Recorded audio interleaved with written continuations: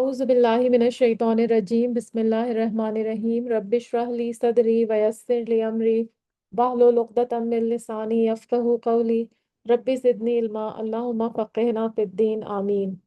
افلم یدبروا القول افلم یدبروا القول، کیا بھلا نہیں انہوں نے غور و فکر کیا، یدبروا تدبر کیا، غور و فکر کیا، کس میں؟ کلام میں۔ ام جاءہم، یا آیا ہے ان کے پاس، ما لم یاتی، نہیں آیا جو، آباءہم الاولین، ان کے آباء و اجداد کے پاس جو پہلے تھے۔ اللہ تعالیٰ فرماتے ہیں کہ کیا انہوں نے اس میں غور و فکر نہیں کیا؟ اور یہاں پہ قول سے مراد قرآن کریم ہے، کیونکہ قرآن کریم اللہ کی آخری کتاب ہے جو محمد صلی اللہ علیہ وسلم پہ نازل ہوئی، تو یہاں پہ اہل مکہ سمجھیں ایک طرح سے مخاطب ہے، ان کو کہا جا رہا ہے ڈائریکٹلی کہ کیا وہ اس میں غور و فکر نہیں کرتے؟ کیونکہ اگر یہ غور و فکر کر لیتے نا قرآن کے اندر تو ان کو ایمان لانے کی توفیق نصیب ہو جاتی، ان کو ایمان لانا نصیب ہو جاتا، لیکن انہوں نے کیونکہ غور و فکر ہی نہیں کیا، قرآن کا مذاق اڑاتے رہے اور سرسری جو ہے وہ اس کو دیکھتے رہے، اس کے اوپر غور و فکر نہیں کیا، اور اپنے انجام کے بارے میں ان کو کوئی فکر ہی نہیں تھی، بس وہ دنیا کے پیچھے بھاگتے رہے، دنیا کی جو نعمتیں ان کو اللہ میاں نے دی تھیں آزمائش کے طور پر، تو اللہ تعالیٰ فرماتے ہیں کہ اگر وہ کر لیتے تو ان کو ایمان نصیب ہو جاتا۔ ان کے پاس وہ آیا تھا جو ان کے اگلے باپ دادا کے پاس نہیں آیا تھا، یعنی ان کے پاس جو دین اور شریعت آئی تھی، اس سے ان کے آبا و اجداد زمانہ جاہلیت میں محروم رہے تھے، تو اس پر ان کو اللہ کا شکر ادا کرنا چاہیے، کیونکہ قرآن جو ہے نا وہ سب سے بڑی نعمت ہے۔ دنیا کی جتنی بھی بڑی نعمتیں ہیں نا، اگر آپ کے پاس گاڑی ہے، بنگلہ ہے، اے سی ہے، ہر چیز ہے، صحت ہے، خوبصورتی ہے، جوانی ہے، مال و دولت ہے، بچے ہیں، سب کچھ ہے، لیکن اگر آپ کے پاس قرآن کی نعمت نہیں ہے نا تو اس کا مطلب ہے آپ بالکل جو ہے وہ ہے خالی ہاتھ ہے، اور کسی کے پاس کچھ بھی نہیں ہے، دنیاوی کوئی نعمت نہیں ہے، لیکن اس کے پاس قرآن کی نعمت ہے، اس کو قرآن سمجھ آتا ہے، وہ قرآن کے اوپر عمل کرتا ہے، تو یہ سب سے بڑی نعمت ہے۔ تو اگر ان کے آباء و اجداد کے پاس یہ قرآن نہیں آیا تھا، یہ دین اور شریعت نہیں آئی تھی، لیکن اب ان کے پاس آئی ہے، تو اس پر ان کو اللہ کا بہت بہت شکر ادا کرنا چاہیے اور دین اسلام کو قبول کر لینا چاہیے۔ لیکن یہ لوگ کیا کر رہے تھے؟ یہ پیغمبر کا مذاق اڑا رہے تھے، پیغمبر کے انسان ہونے پر مذاق اڑا رہے تھے، اور آپ صلی اللہ علیہ وسلم کو کبھی مجنون کہتے، کبھی ساحر کہتے، کبھی نعوذ باللہ دیوانہ کہتے، تو اس طرح کی القابات یہ کر رہے تھے، حالانکہ ان کو اگر ان کی باتوں میں غور و فکر کرتے تو ان کو ایمان لانے کی توفیق ہو جاتی، لیکن انہوں نے ایسا نہیں کیا اہل مکہ نے۔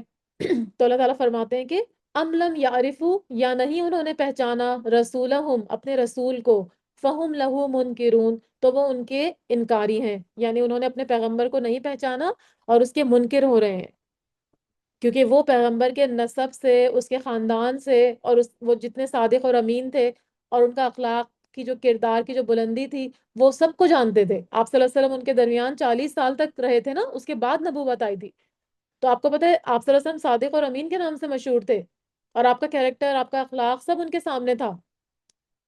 اور پھر دوسرا یہ کہ دوسری کتابوں میں لکھا ہوا تھا کہ ایک پیغمبر آئیں گے، ان کا نام بھی پتا تھا، اور وہ مکہ میں پیدا ہوں گے، مکہ میں پلے بڑھیں گے، اور وہ اللہ کی طرف سے پیغمبر مبعوث ہوں گے، یہ ان کی ساری یہود اور نصارہ کی کتابوں میں درج تھا، آپ صلی اللہ علیہ وسلم کی ساری نشانیاں موجود تھیں، لیکن جب آپ صلی اللہ علیہ وسلم تشریف لے آئے اور ساری نشانیاں ان کے اوپر پوری اتری، اس کے باوجود وہ ان کا انکار کر رہے تھے، تو اس کا کیا ریزن تھا؟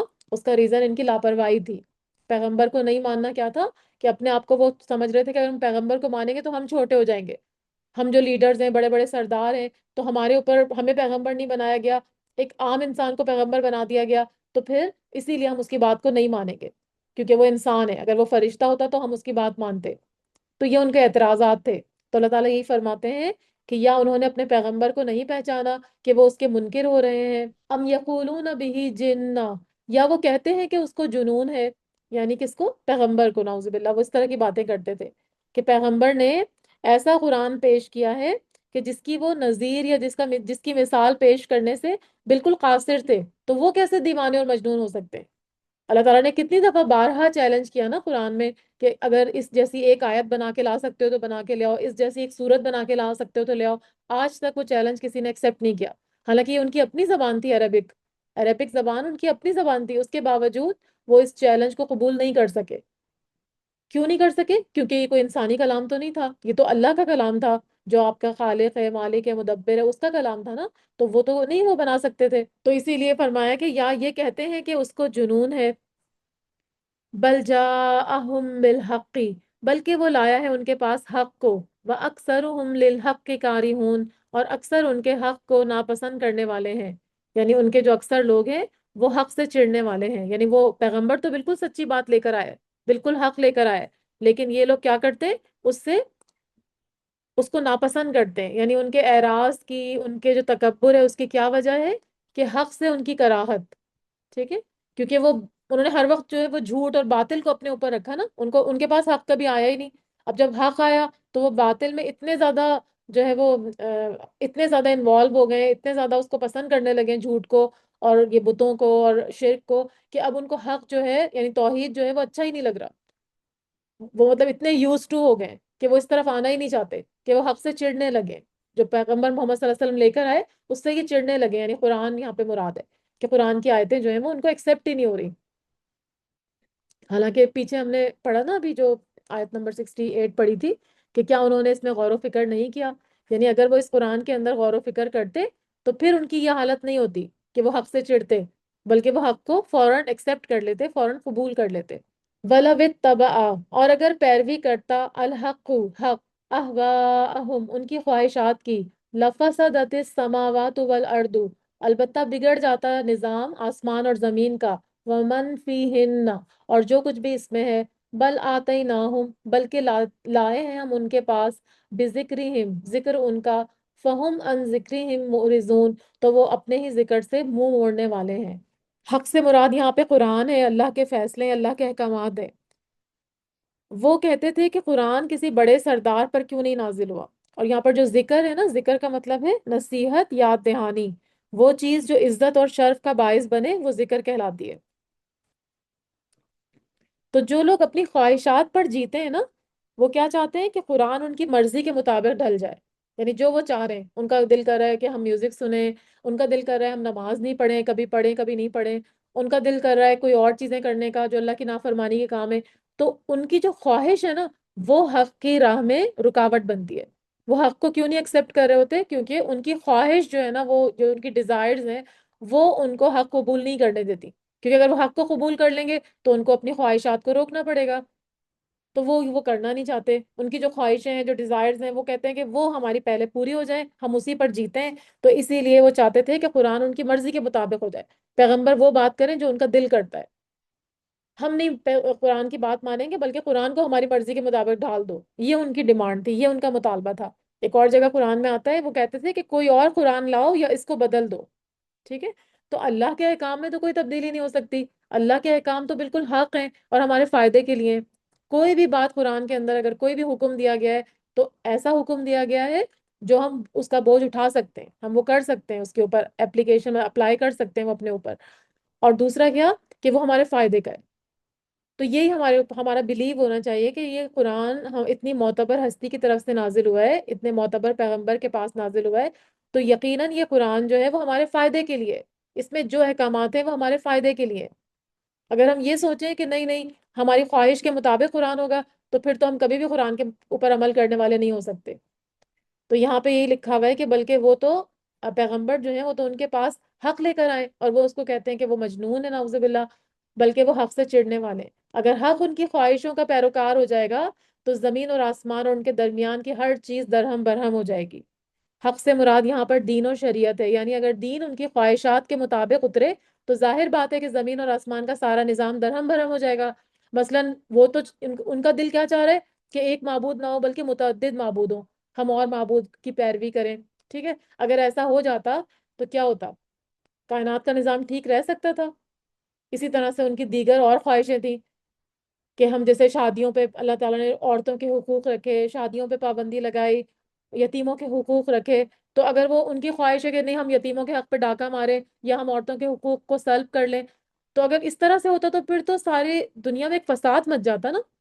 دین اسلام تو وہ دین ہے جو دنیا کے اندر امن لے کر آیا ہے، دنیا کے اندر ایک، اگر ہم توحید کو ماننے والے ہو جائیں نا، تو اگر ہم ویسے بھی ہمیں بار بار قرآن میں کہا جاتا ہے نا کہ کائنات پہ غور و فکر کرو، تو جب ہم کائنات پہ غور و فکر کرتے ہیں نا تو ہم دیکھتے ہیں کہ ہر کائنات کی چیز جو ہے نا وہ ایک اپنے اپنے مدار میں، اپنے اپنے آربٹ میں ہے، کوئی کسی کے آربٹ میں مداخلت نہیں کرتا، کوئی کسی کے آربٹ میں نہیں جاتا، ورنہ تو کیا ہوگا، وہ آپس میں ٹکرا جائیں گے، پھر تو ساری دنیا ختم ہو جائے گی۔ اتنے بڑے بڑے پلانٹس ہیں، اتنے بڑے بڑے ستارے ہیں جو کہ اوپر گردش کر رہے ہیں، تو اس سے کیا پتہ چلتا ہے وہ سارے کے سارے اللہ کے تابع دار ہیں، اور ایک اللہ کو ماننے والے.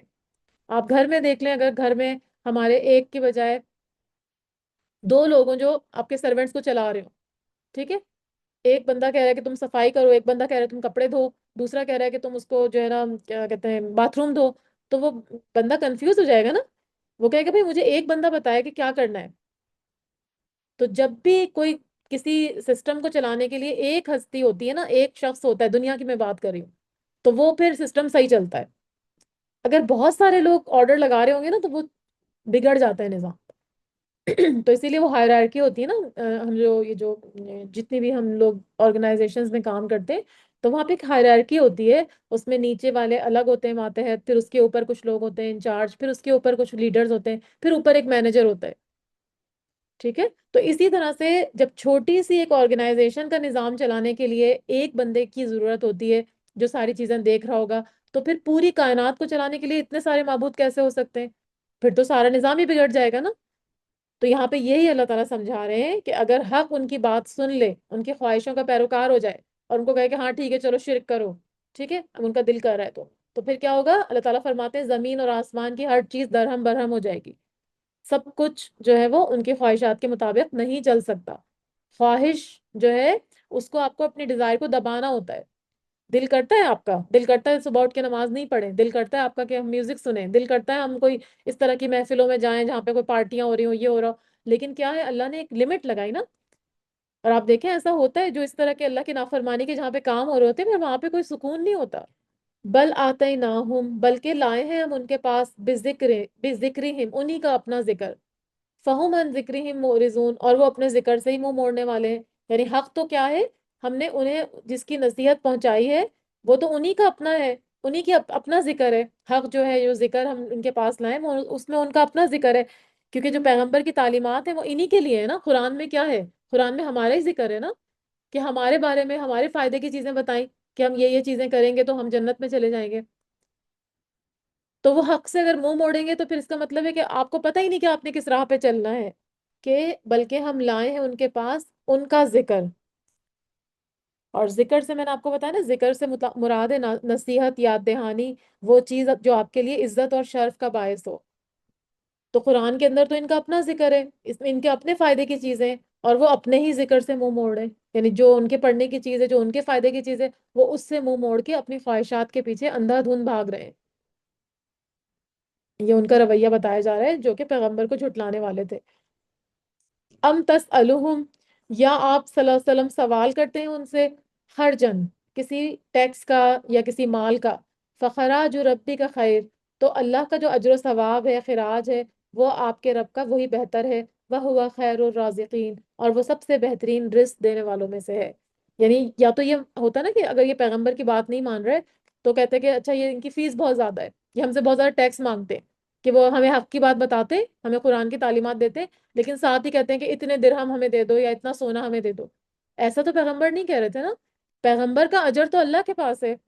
ٹھیک ہے. جو بھی دین کے دائی ہوتے ہیں وہ لوگوں سے اجر نہیں چاہتے، وہ کس سے اجر چاہتے ہیں؟ اللہ سے اجر چاہتے ہیں. وہ دائی جو ہوتے ہیں نا دین کے، وہ بالکل مخلص ہوتے ہیں اور وہ کبھی بھی لوگوں سے اجر نہیں چاہتے، اللہ تعالیٰ سے چاہتے ہیں. تو سیم ایسے ہی پیغمبر جو ہے وہ ان سے کوئی اجرت تو نہیں مانگ رہے تھے، کوئی ٹیکس تو نہیں مانگ رہے تھے.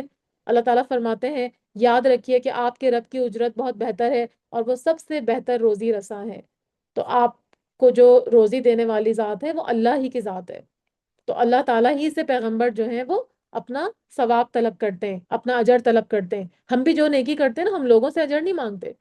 آپ کسی کے ساتھ کوئی نیکی کرتی ہیں، کسی کو صدقہ دیتی ہیں، کسی کو خیرات دیتی ہیں، تو وہ آپ اس لیے تھوڑی کرتی ہیں کہ ہمیں اس کے جواب میں وہ فلانا ہی کام کرے. اور اگر آپ ایسا چاہتے ہیں تو پھر آپ کا وہ اجر ضائع ہو جائے گا. اجر ہمیشہ اللہ سے جانا چاہیے. ہم نماز پڑھتے ہیں، ہم روزہ رکھتے ہیں، ہم کیا کہتے ہیں صدقہ خیرات کرتے ہیں، ہم اپنی فیملی کی، جیسے آدمی ہے وہ اپنی فیملی کو کھانا کھلاتے ہیں، رزق دیتے ہیں اپنی فیملی کو، بچوں کو. تو یہ کیا ہے؟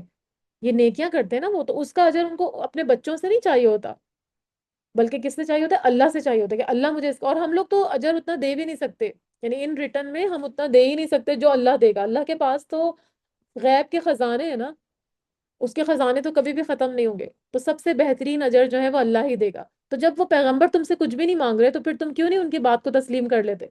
کیوں نہیں حق کو قبول کر لیتے؟ اور اللہ ہی بہتر رزق دینے والا ہے، کیونکہ اللہ نے رزق اور دین یعنی ہدایت وہ اپنے ہاتھ میں رکھی ہوئی ہے۔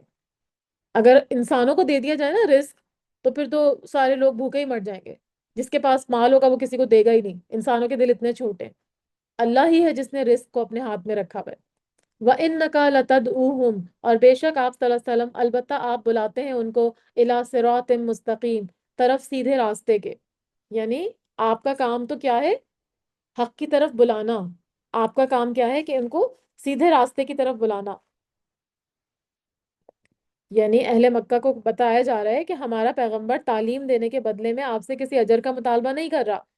پیغمبر کے آنے کا مقصد کیا ہے کہ لوگوں کو اللہ سے جوڑنا، اللہ کی محبت ان کے دلوں میں پیدا کرنا۔ لیکن یہ لوگ کیا کر رہے؟ یہ لوگ تو، پیغمبر تو ان کو راہ راست کی طرف بلا رہا ہے، لیکن یہ لوگ جو ہے وہ راہ راست کی طرف آنا ہی نہیں چاہتے، اور پیغمبر کی بات ماننے میں ان کا اپنا فائدہ ہے، پیغمبر کا کوئی فائدہ نہیں ہے۔ پیغمبر سے کوئی پوچھ نہیں ہوگی کہ کتنے لوگوں نے ایمان قبول کیا، کتنے لوگوں نے نہیں کیا۔ پیغمبر سے صرف یہ پوچھا جائے گا کہ آپ نے کیا میرا پیغام، اللہ تعالیٰ پوچھیں گے کہ تم نے لوگوں تک پہنچا دیا تھا۔ حالانکہ اللہ تعالیٰ تو خود علیم ہے، ان کو پتہ ہے، لیکن وہ پیغمبر سے پوچھنا، ان کا جواب سننا چاہیں گے، اور وہ کہیں گے یا اللہ میں نے اپنا پیغام پہنچا دیا تھا۔ یہ نہیں پوچھا جائے گا کہ کتنے لوگ ایمان لائے تھے، کتنے نہیں لائے تھے۔ جو نہیں لائے انہوں نے اپنا نقصان کیا، جو لے آئے انہوں نے اپنا فائدہ کیا۔ تو پیغمبر تو آپ سے کوئی اجرت بھی نہیں مانگ رہا، کوئی ٹیکس بھی نہیں مانگ رہا، وہ تو اللہ سے اجرت مانگ رہا ہے۔ وہ تو صرف آپ کو سیدھی راہ کی طرف بلا رہا ہے، جس کی طرف آنے میں سراسر آپ کا فائدہ ہے۔ لیکن یہ لوگ کیا کرتے تھے؟ وَإِنَّ الَّذِينَ، اور بے شک وہ لوگ، لا یؤمنون بالآخرتی، جو ایمان نہیں رکھتے آخرت پر، عن الصراط لناکبون، راستے سے البتہ ہٹ جانے والے ہیں۔ ناکب، ناکبون میں ناکب کا ورڈ آتا ہے، نکبہ کا مطلب ہوتا ہے پھر جانا، مڑنا اور انحراف کرنا، اور مناکب کندھے کو بھی کہتے ہیں۔ تو یہ لوگ کیا کرتے تھے؟ وہ تو پیغمبر تو نہ اجرت مانگ رہے اور نہ ہی جو ہے وہ کوئی اور چیز مانگ رہے، بلکہ وہ تو کیا مانگ رہے کہ آپ کو سیدھی راہ کی طرف بلا رہے ہیں تاکہ آپ جنت میں چلے جائیں۔ لیکن جو لوگ آخرت پر یقین نہیں رکھتے، جو صرف دنیا کے پیچھے بھاگ رہے ہیں، جن کو مرنے کے بعد دوبارہ حساب کتاب کی کوئی جو ہے وہ اس پہ وہ یقین نہیں رکھتے کہ ہمیں مرنے کے بعد بھی حساب کتاب دینا ہے، تو پھر وہ کیا کرتے ہیں؟ وہ راستے سے مڑ جانے والے ہیں۔ یعنی صراط مستقیم سے ان کے انحراف کی وجہ کیا ہے؟ آخرت پر عدم ایمان، آخرت پر ایمان نہیں ہے نا ان کا، اسی وجہ سے وہ کیا ہے؟ صراط مستقیم سے مڑ رہے ہیں۔ وَلَوْ رَحِمْنَاهُمْ، اور اگر رحم کریں ہم ان پر، وَكَشَفْنَا مَا بِهِمْ، اور کھول دیں ہم جو انہیں ہے، من ضرٍ کوئی بھی تکلیف، لَلَجُّوا، البتہ وہ اڑ جائیں گے، فی طغیانہم اپنی سرکشی میں، یعمہون بھٹکے ہوئے، یعنی اندھے جیسے ہوتے ہیں نا، اندھے بھٹکتے ہیں، ان کو کوئی راستہ نظر نہیں آتا۔ تو اللہ تعالیٰ فرما رہے ہیں اگر ہم ان پر رحم فرمائیں، ان کی تکلیفوں کو دور کر دیں، تو یہ اپنی اپنی سرکشی میں اور زیادہ بہکنے لگیں گے۔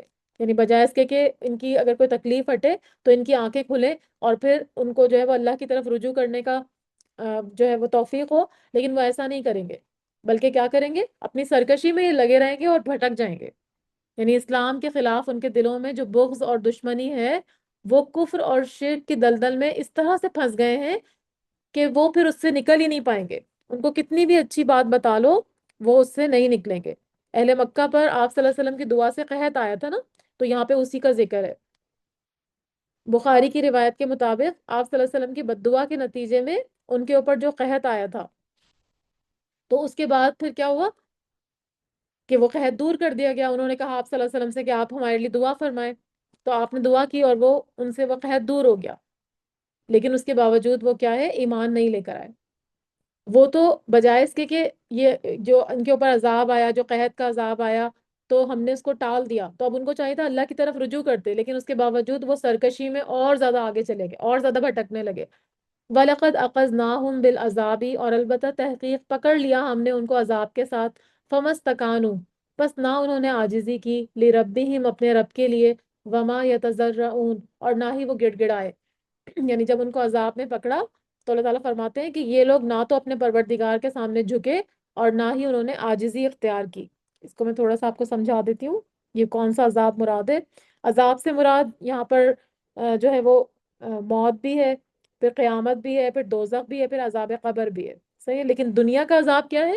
جو دنیا کی چھوٹی چھوٹی مصیبتیں آتی ہیں، جیسے ابھی میں قحط کی بات کر رہی تھی کہ ان کے اوپر قحط آیا تھا اہل مکہ پر، تو عذاب سے مراد بعض مفسرین کہتے ہیں وہ شکست ہے جو جنگ بدر میں کفار مکہ کو ہوئی تھی، یعنی یہ دنیاوی عذاب ہے نا، آخرت کے عذاب تو بہت سارے ہیں جو میں نے ابھی بتائے، لیکن جو دنیا کے عذاب ہیں وہ جنگ میں شکست ہونا، کوئی بیماری پریشانی آنا، کوئی قحط سالی کا آ جانا۔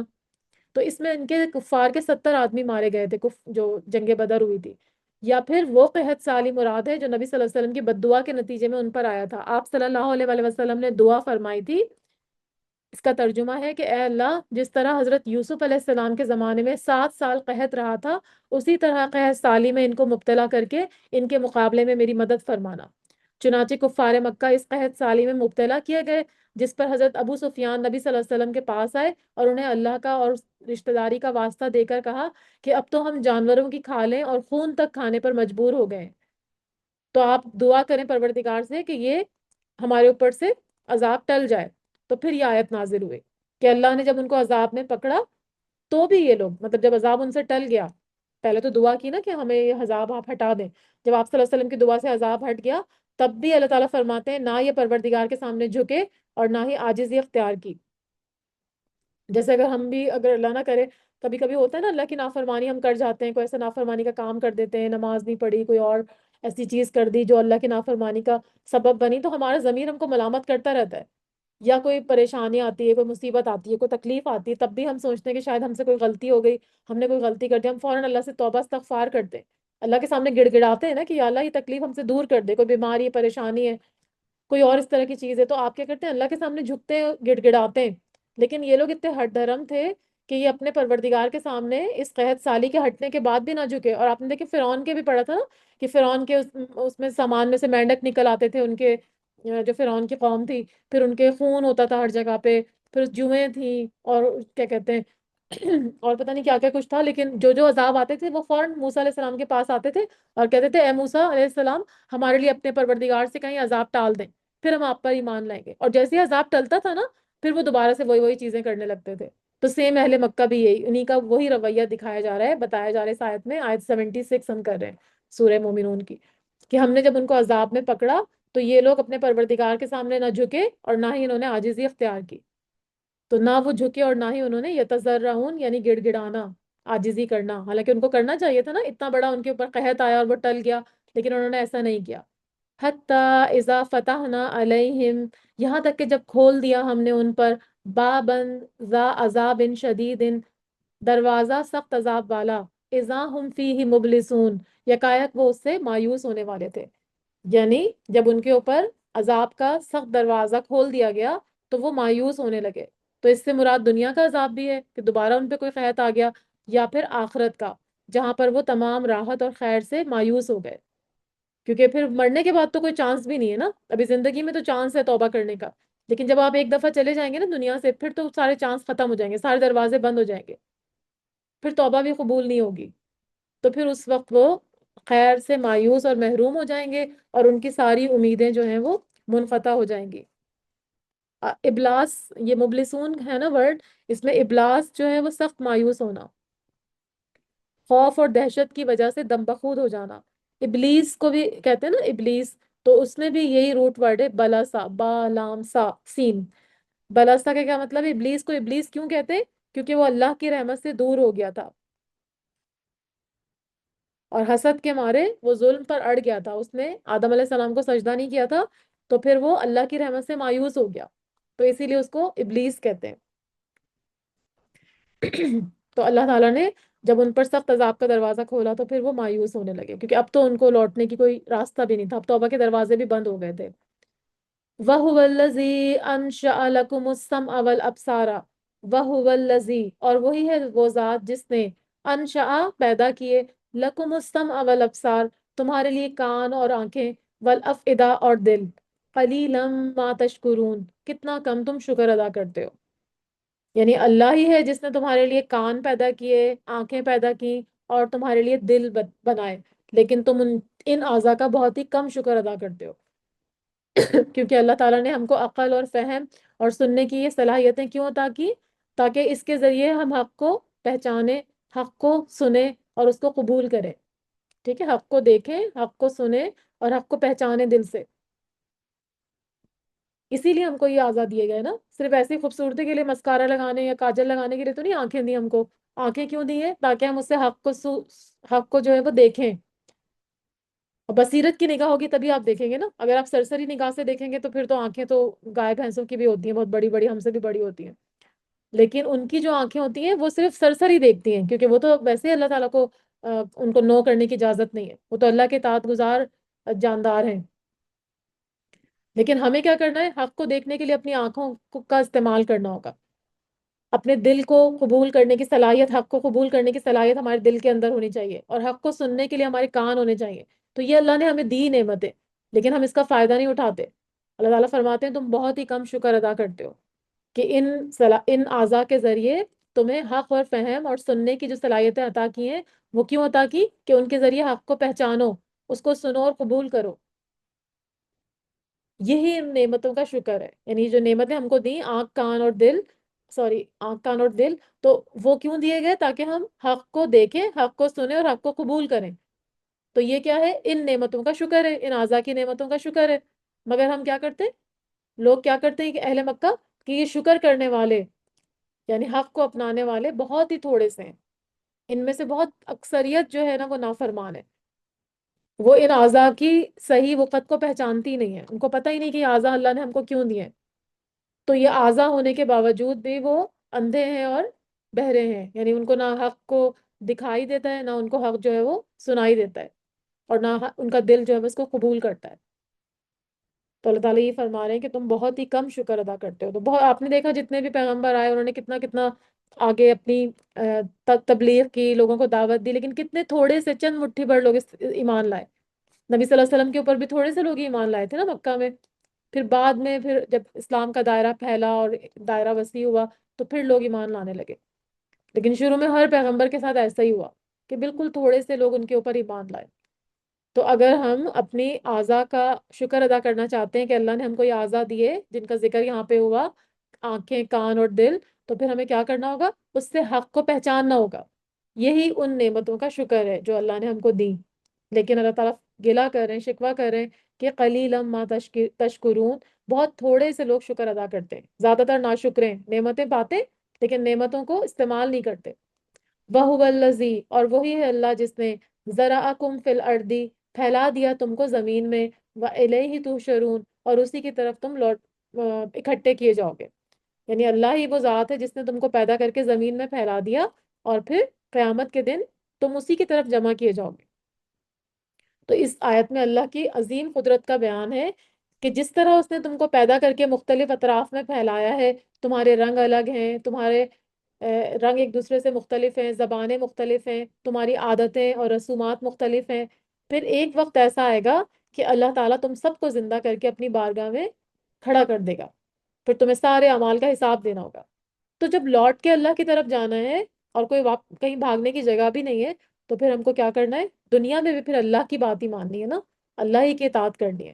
لیکن لوگ کیا کرتے ہیں؟ دنیا میں اللہ کی نافرمانی کے کام کرتے ہیں، اور جب مرنے لگتے ہیں تو پھر ان کو احساس ہوتا ہے. لیکن اب وقت ختم ہو جاتا ہے، توبہ کے دروازے بند ہو جاتے ہیں، عمل مہلت ختم ہو جاتی ہے. ایون دنیا میں بھی اگر جو بوڑھے لوگ ہو جاتے ہیں یا بیمار ہو جاتے ہیں جوانی میں، تو کیا ہوتا ہے؟ وہ پھر کچھ کرنے کے قابل تو نہیں رہتے نا. آج اللہ میاں نے ہم کو صحت دی ہے، تندرستی دی ہے، تو ہم نیکیاں کر سکتے ہیں. ورنہ پھر کیا ہوتا ہے؟ اکثر میں نے تو جوانوں کو دیکھا ہے کہ وہ بیٹھ کے نماز پڑھ رہے ہوتے ہیں. کسی کے گھٹنے میں درد ہے، کوئی مطلب ان کو وہ سجدہ بھی نہیں کر سکتے، بس اشارے سے نماز پڑھتے ہیں.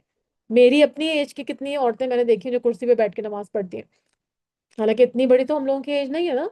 لیکن میں آپ کو بتا رہی ہوں کہ اگر آپ کو صحت ملی ہوئی ہے تو اس کو پھر اللہ کے لیے یوٹیلائز، اللہ کے لیے استعمال کریں، اللہ کی اطاعت میں اس کو استعمال کریں. لیکن لوگ کیا کرتے ہیں؟ ہمیں لوٹنا اللہ ہی کے پاس ہے، لیکن پوری زندگی جو ہے اللہ کی نافرمانی میں گزار دیتے ہیں. اور جب مرنے کا ٹائم آتا ہے تو پھر اس وقت جو ہے وہ اس وقت کچھ کرنے کے قابل نہیں رہتے، کیونکہ توبہ کے دروازے بھی بند ہو جاتے ہیں اور عمل کے دروازے بھی بند ہو جاتے ہیں. تو یہی فرمایا جا رہا ہے کہ لوٹنا بھی تم کو اللہ ہی کی طرف ہے، اور سب کو اللہ ہی نے زندہ کیا اور اللہ ہی نے سب کو مختلف جگہ پر پھیلایا. وَهُوَ الَّذِي يُحْيِي وَيُمِيتُ، وہی اللہ ہے جو زندہ کرتا ہے اور وہ موت دیتا ہے. ان ساری آیتوں میں نا اللہ تعالیٰ کی قدرت کا بیان ہے. وَلَهُ اخْتِلَافُ اللَّيْلِ وَالنَّهَارِ، اور اسی کے لیے ہے آگے پیچھے آنا، اختلاف ہے رات اور دن کا. افلا تعقلون، کیا تم عقل سے کام نہیں لیتے؟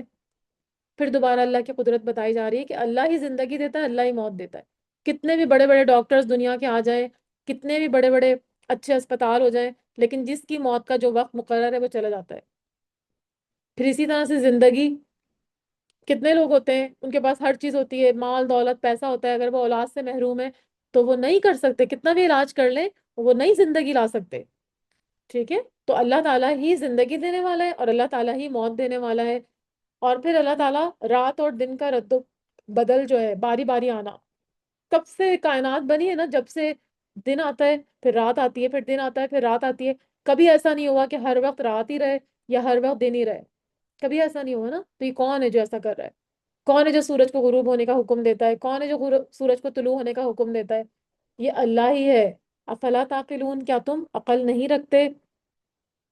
یعنی رات کے بعد دن کا اور دن کے بعد رات کا آنا، پھر رات اور دن کا چھوٹا اور بڑا ہونا، یہ سب اللہ ہی کے اختیار میں ہے. ہم اپنی مرضی سے کچھ بھی نہیں کر سکتے. آج کل دن بڑے ہیں راتیں چھوٹی ہیں، تو آپ کیا دن کو چھوٹا کر سکتے ہیں اور راتوں کو بڑا کر سکتے ہیں؟ کوئی بھی نہیں کر سکتا، کوئی بھی سائنٹسٹ نہیں کر سکتا. یہ اللہ ہی کرتا ہے، وہی مختار ہے. تو اللہ تعالیٰ فرماتے ہیں کہ کیا تم عقل نہیں رکھتے؟ یعنی جس چیز سے تم یہ سمجھو، عقل جو تم کو دی گئی ہے، اس سے تم یہ سمجھو کہ یہ سب کچھ ایک اللہ کی طرف سے ہے جو ہر چیز پر غالب ہے اور اس کے سامنے ہر چیز جھکی ہوئی ہے. تو ہمیں بھی اس کے آگے جھک جانا چاہیے. لیکن تم کیا کرتے ہو؟ روزانہ دن ہوتا ہے، روزانہ رات ہوتی ہے، لیکن تم اس کو فور گرانٹیڈ لیتے ہو، تم اس کو محسوس ہی نہیں کرتے کہ کتنی بڑی جو ہے ایک نعمت ہے ہمارے پاس. کیونکہ دن بھی ضروری ہے اور رات بھی ضروری ہے. اگر رات نہ ہو تو ہم آرام ہی نہ کریں. آپ دیکھیں تھوڑی سی روشنی بھی آپ کے آنکھوں میں پڑتی ہے تو آپ کو نیند نہیں آتی نا. تو رات بھی ضروری ہے آرام کے لیے، تاکہ ہم اگلے دن کے لیے انرجی حاصل کر سکیں. جو لوگ دیکھیں راتوں کو جاگتے ہیں نا، پھر وہ دن میں فریش نہیں ہوتے. دن میں وہ تھکے تھکے سے رہتے ہیں، کتنا بھی سو جائیں، 11 بجے اٹھیں 12 بجے اٹھیں سو کے، لیکن وہ تھکے تھکے سے رہتے ہیں. وہی لوگ جو رات کو سو جاتے ہیں اور صبح کو فجر میں اٹھتے ہیں تو پھر وہ لوگ فریش رہتے ہیں. تو دن اور رات بھی اللہ ہی اس کا مختار ہے، اللہ ہی نے اس کو بنایا. تو کیا تم غور و فکر نہیں کرتے کہ اللہ تعالیٰ کی کتنی بڑی یہ قدرت ہے، دن اور رات کی نشانیاں؟ بل قولو، بلکہ انہوں نے کہا، مثل ما قول الاولون، مانند اس کے جو کہا تھا ان کے پہلوں نے. یعنی وہی بات کہ ہم جو ہے وہ اللہ کے ساتھ اور لوگوں کو شریک ٹھہرائیں گے. جو ان کے آبا و اجداد تھے انہوں نے بھی یہی کہا تھا اور یہ بھی یہی کر رہے ہیں. ایک پیغمبر کو نہیں مانتے اور نہ آخرت کو مانتے ہیں، آخرت کو جھٹلاتے ہیں. وہ کہتے ہیں کہ جو گل سڑ کے ہم ختم ہو گئے، ہڈیاں ہماری چلی گئیں، ختم ہو گئی، مٹی میں ہم مٹی ہو گئے، تو کیا ہم کو دوبارہ اٹھایا جائے گا؟ ایسا ناممکن ہے، ایسا ہو ہی نہیں سکتا. یہی بات ان کے پہلے بھی کہتے تھے جو ان کے آبا و اجداد تھے، اور اب یہ بھی یہی کہتے ہیں. قولو، انہوں نے کہا، اذا متنا و کننا، کیا جب ہم مر جائیں گے اور ہو جائیں گے ترابن مٹی، و ازامن اور ہڈیاں، انا لمبعوثون، کیا پھر ہم کو دوبارہ سے اٹھایا جائے گا؟ یہی بات ان کے پہلے بھی کہتے تھے آبا و اجداد کہ جب ہم مر کے مٹی اور ہڈی ہو جائیں گے تو کیا ہم کو اٹھایا جائے گا؟ یعنی کیا مطلب؟ آخرت پہ ان کو یقین نہیں تھا. اللہ تعالیٰ تو بس کن کہیں گے اور ہم سب اٹھ کے کھڑے ہو جائیں گے. جب اللہ تعالیٰ پہلی بار پیدا کر سکتے ہیں جب ہم کچھ بھی نہیں تھے، تو کیا دوبارہ پیدا کرنا اللہ کے لیے کوئی مشکل کام ہے؟ نہیں. پہلی بار پیدا کرنا زیادہ مشکل ہوتا ہے، تو وہ بھی اللہ کے لیے کوئی مشکل نہیں تھا. تو ان کو آخرت پہ یقین نہیں تھا کہ ہم مرنے کے بعد کیا دوبارہ سے اٹھائے جائیں گے، جبکہ ہم ہڈیاں اور مٹی بن جائیں گے، ڈسٹ بن جائیں گے. تراب جو ہے وہ ڈسٹ ہوتی ہے نا، اس کو کہتے ہیں. لقد وعدنا نحن، البتہ تحقیق وعدہ کیے گئے ہم، و آباؤنا اور ہمارے آبا و اجداد، ھذا من قبل، اس سے پہلے، یعنی کہ دوبارہ یوم آخرت کا وعدہ ہمیں بھی دیا گیا تھا اور ہم سے پہلے ہمارے جو آبا و اجداد گزرے ان کو بھی دیا گیا تھا. ان ھذا الا اساطیر الاولین، نہیں ہے یہ مگر صرف کہانیاں پہلوں کی. یعنی یہ جو دوبارہ اٹھنے کی تم بات کرتے ہو نا، محمد صلی اللہ علیہ وسلم کو کہتے ہیں کہ آپ جو کہتے ہیں کہ ہم گل سڑ کے ہڈیاں اور مٹی بن جائیں گے پھر ہم کو دوبارہ اٹھایا جائے گا، تو ہمیں تو اس پہ بالکل بھی یقین نہیں ہے. اس کا وعدہ تو ہم سے پہلے، جو ہم سے پہلے لوگ گزرے ہمارے آبا و اجداد، ان کو بھی کیا جاتا تھا اور ہمیں بھی. لیکن یہ تو ساری اگلے لوگوں کی کہانیاں اور قصے ہیں. اساطیر کا مطلب ہوتا ہے لکھی ہوئی کہانیاں یا حکایتیں. یعنی دوبارہ اٹھنے کا وعدہ کب سے ہوتا چلا آ رہا ہے ہمارے آبا و اجداد سے بھی، لیکن اب تک تو یہ کبھی نہیں ہوا. اس کا مطلب یہ ہے کہ یہ کہانیاں جو پہلے لوگوں نے اپنی کتابوں میں لکھی ہیں اور جو نقل در نقل ہوتی چلی آ رہی ہیں، اس کی کوئی حقیقت نہیں ہے. یہ صرف کہانیوں کی طرح ہے، افسانوں کی طرح ہے، اور ہمیں دوبارہ زندہ نہیں کیا جائے گا. یہ ان کا جو تھا وہ جواب ہوتا تھا. کہ وہ آخرت، اور آخرت پہ جس کو یقین نہیں ہوتا نا، پھر وہی برائی میں پڑتا ہے۔ اگر کسی کو ڈر ہوگا نا کہ میری آگے جو ہے مجھے وہ کرنا ہوگا، کیا کہتے ہیں اس کو، جواب دینا ہوگا، میری جواب دہی ہوگی، تو پھر وہ ڈرے گا۔ اگر کسی کو یہ ہو کہ نہیں مجھے تو کوئی پکڑے گا ہی نہیں، میں جو مرضی کروں، کسی کو قتل کر دوں، کسی کی عزت لوٹ لوں، کسی کا مال ہتھیا لوں، کتنے بھی نافرمانی کے کام کر لوں، مجھے کون پکڑے گا، آخرت پہ یقین ہی نہیں اس کو، تو پھر تو وہ جو مرضی کرتا پھرے۔ جن لوگوں کو آخرت پہ یقین ہوتا ہے اللہ سے، وہی لوگ ڈرتے ہیں۔ تو ان لوگوں کو اللہ کا ڈر ہی نہیں تھا، آخرت پہ یقین ہی نہیں تھا۔ تو اللہ تعالیٰ کی اتنی ساری چیزیں بتا دیں کہ وہی زندہ کرتا ہے، وہی مارتا ہے، دن اور رات کا رد و بدل بھی اللہ کرتا ہے، اللہ ہی کی طرف تم اکٹھے کیے جاؤ گے۔ لیکن انہوں نے اس کو کیا بولا؟ قصے کہانیاں۔ انہوں نے کہا یہ تو اساطیر الاولین ہے، قصے کہانیاں ہیں۔ قل، آپ کہہ دیجئے، لمن الاردو، کس کے لیے ہے زمین، ومن فیہا، اور جو کچھ اس میں ہے، ان کن تم تعلمون، اگر ہو تم جاننے والے۔ یعنی اب ان سے پھر سوال کیے جا رہے، سوال کیوں کرتے ہیں؟ تاکہ ان کی عقل کو ہلائیں۔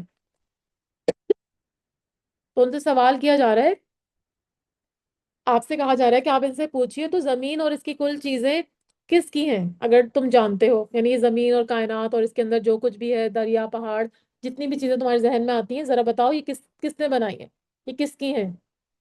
سیقولون اللہ، سیقولون للہ، ان قریب وہ کہیں گے کہ اللہ ہی کے لیے ہیں۔ قل، آپ کہہ دیجئے، افلا تذکرون، پھر کیا تم نصیحت نہیں پکڑتے؟ یعنی جب ان سے پوچھا جائے گا نا زمین آسمان کی چیزیں کس کی ہیں، تو وہ کہتے ہیں اللہ کی۔ اللہ کو تو مانتے تھے، لیکن اللہ کے ساتھ شریک ٹھہراتے تھے، اور یوم آخرت پہ یقین نہیں تھا۔ تو وہ کیا کہہ رہے ہیں فوراً کہ ہاں یہ تو ساری چیزیں اللہ کی ہیں۔ تو آپ صلی اللہ علیہ وسلم کو فرمایا جا رہا ہے کہ آپ کہہ دیجئے، پھر تم نصیحت حاصل کیوں نہیں کرتے؟ جب سب کچھ اللہ کا ہے اور تمہارا یہاں پہ کچھ بھی نہیں ہے، تو پھر تم کیوں نہیں اللہ کو مانتے؟ کیوں جب تم اتنی نعمتوں سے فائدہ اٹھا رہے ہو تو اللہ کا شکر کیوں نہیں کرتے؟ پھر دوبارہ سوال کیا، قل، آپ کہہ دیجئے، من رب السماوات السبع، کون رب ہے 7 آسمانوں کا، ورب العرش العظیم، اور کون رب ہے عرش عظیم کا؟ یعنی پھر ان کی عقل کو جھنجھوڑنے کے لیے سوال کیا جا رہا ہے کہ 7 آسمانوں کا اور باعظمت عرش کا رب کون ہے؟ سیقولون للہ، وہ ان قریب کہیں گے اللہ ہی ہے۔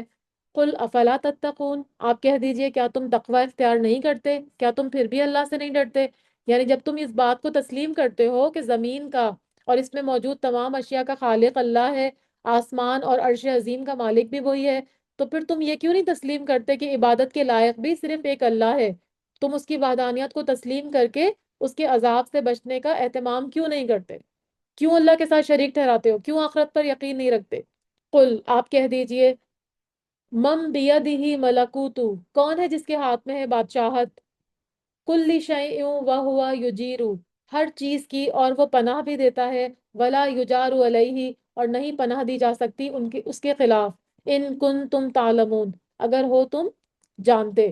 یعنی اب پھر ان کی عقل کو جھنجھوڑنے کے لیے تیسرا سوال کہ تمام چیزوں کا اختیار کس کے ہاتھ میں ہے؟ کون تمہیں پناہ دیتا ہے؟